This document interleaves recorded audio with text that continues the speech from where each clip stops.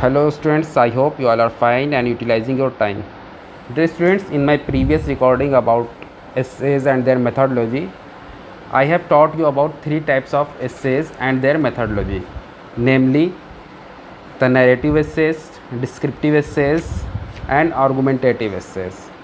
Now today in this recording I am going to tell you about three more types of essays and their methodology, in which the first comes topical or reflective essay, second one is expository essay, and third one is the short story type. Okay, so here I am going to tell you in detail what is the methodology and what is the actual definition of this type of essays, okay, or how can you approach these type of essays in your exams. So let's start with the first one, that says the topical or the reflective essay.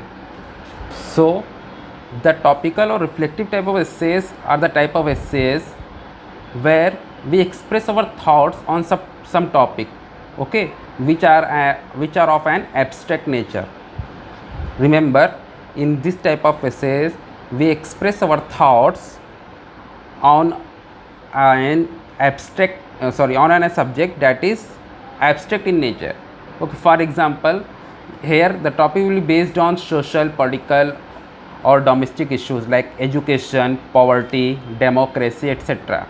Okay, or qualities or habits like friendship, patriotism, discipline, love, etc. So when we express our thoughts on such topics, such issues, okay, for we express our thoughts on abstract things, then these essays comes under the heading of topical or reflective essay. Now let's see what is the methodology of this type of essay. Okay, so here 3 points are written on the board, okay, in the methodology of topical or reflective essay. So point first, in introduction, what you will do in introduction, you will begin your introduction by explaining or defining the subject. Okay, it's not of, sorry, it's or explaining or defining the subject and its relevance. Okay, whatever subject you have chosen to write your essay, in the first paragraph or in the introduction, start explaining or defining the subject and its relevance to the current time. Okay, then what you have to do next, you have to do justify your points. Okay, you have to justify your points by historical, personal, social, religious or psychological factors. Give different points of views, okay, sorry, different points of view, no, different factors to prove your point of view. You can take example from history, from your personal experience, from the society, or from the religion, or from the psychology. So you can take evidences from these fields, okay, to prove your points. Now when you conclude, you should conclude by putting forth your balanced point of view. Okay, you will not go in the extreme in any way, okay, neither in the favor nor in the against, but you have to conclude with the balanced point of view. So if you are writing a reflective essay or topical essay, you should follow this methodology. This will help you in writing a good essay. Okay, and as I told you earlier, that reflective or topical essays, okay, are the essays when we write on abstract subjects, okay, like love, friendship, patriotism. Okay, now let's move to our next one, and that is expository essays. So what are the expository essays? So essays of this type are an exposition or an explanation of subjects like how things work, okay, how the things work in you will explain such type of essays under the category of expository essay. Okay, so it is an elucidation of operating process that is in the form of instructions. They require a logical step-by-step approach presentation. For example, how to organize a birthday party or how to prepare a particular dish. Okay, so this type of essays are easy to write.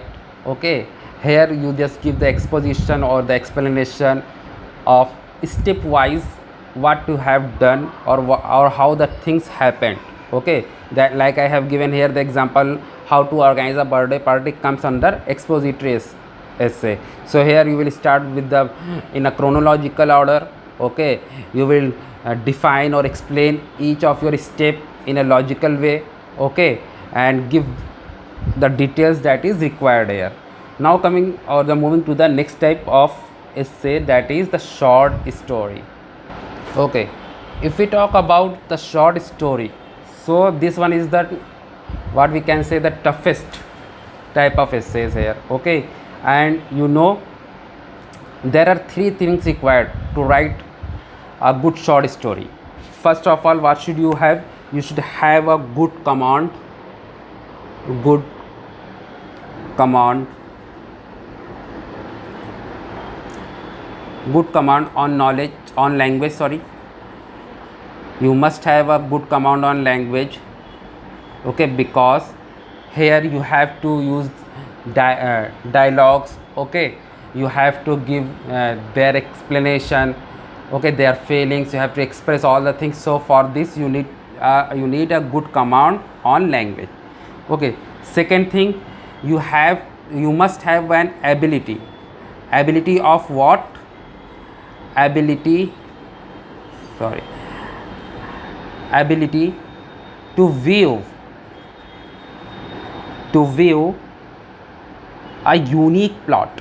Okay, a unique plot, that is the what we can say the soul of short story. If you do not have a unique plot means what happened, or how the things happened, or we can say story. Okay, so if you must have the ability to weave a unique plot. Okay, that will make your essay a different one from the others. Okay, and the third thing is it should not have any resemblance. It should not have any resemblance to a story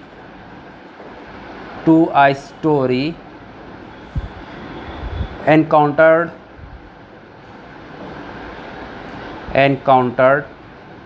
elsewhere. What does it mean? That means you should write a story that is very that should be different from all the other stories that have been written. Okay, so your story should be a unique, that is already given in the second point. Okay, so this one is the toughest one, and in 30 minutes I don't think you will be able to write such a unique story until you have these three qualities in you. And the qualities are, you have a good command on language, you have the ability to weave the unique plot, and it should not resemble to any other story elsewhere. Okay, now coming to its methodology, what methodology you should follow to write a short story. Let's see the methodology of the short stories. Okay, so the point first, it says build your story around the theme or the title. Okay, whatever title or the theme is given to you, you have to weave your story or build your stories around that theme. It should be not out of the context. Okay, it should be relevance to the topic or the theme. Suppose that in some cases you are asked to write a story or to end a story from a particular statement.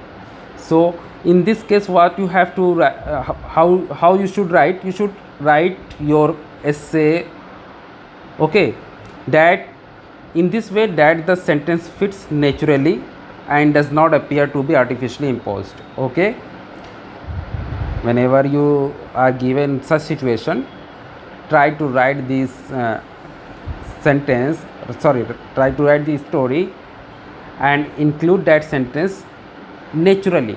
Okay, it should not be look like vague, or that it was forcefully written there, or it has no relevance with your essay. Come to the next point, that says write story in the third person. Okay, because if you are going to write them in the first person, it is more difficult. If it is asked to write in the first person, only then you write. Otherwise, always you use third person while writing the story. Third person means you are a third person and you are telling about two other persons that were in the stories. Okay, so this will help you write a story in a good manner. Next thing comes character sketch, the characteristic of the main characters. Suppose that there are one or two or three main characters in this story.